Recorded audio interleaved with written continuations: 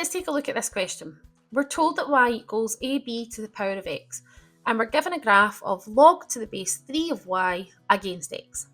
This is a log graph question. The key idea is to take logs to turn this into a straight line. We're going to start by taking log to the base 3 of both sides. So log to the base 3 of y equals log to the base 3 of ab to the power of x. Now we can apply our log rules to simplify this. So log to the base 3 of y equals log to the base 3 of a plus, because if we're multiplying them, we can add the logs. I'm also going to move this x round to the front because my power can become my coefficient, and this is going to be log to the base 3 of b. I'm now going to rewrite this slightly.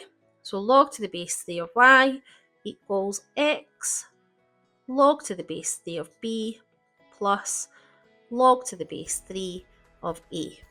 And the reason that I've rearranged that is now so that I can do a direct comparison of y equals mx plus c, which is our straight line equation. And from that, I can see that my gradient is equivalent to log to the base 3 of b, and my y-intercept is equivalent to log to the base 3 of a. So first thing I'm going to do is work with my intercept. I can see from my graph that my y-intercept is at 0, 2. So I can say that log to the base 3 of a is equal to negative 2. 3 to the power of negative 2 gives me a. So a is 3 to the power negative 2, and that simplifies to 1/9. So I now know that a is 1 over 9. Now I need to work to find my other value. For this, I'm going to use the gradient to help me. So my gradient, remember, is y minus y over x minus x. Using the coordinates from my graph, I'm going to do 4, take away negative 2, over 4, take away 0. This simplifies to 6 over 4, which simplifies to 3 over 2.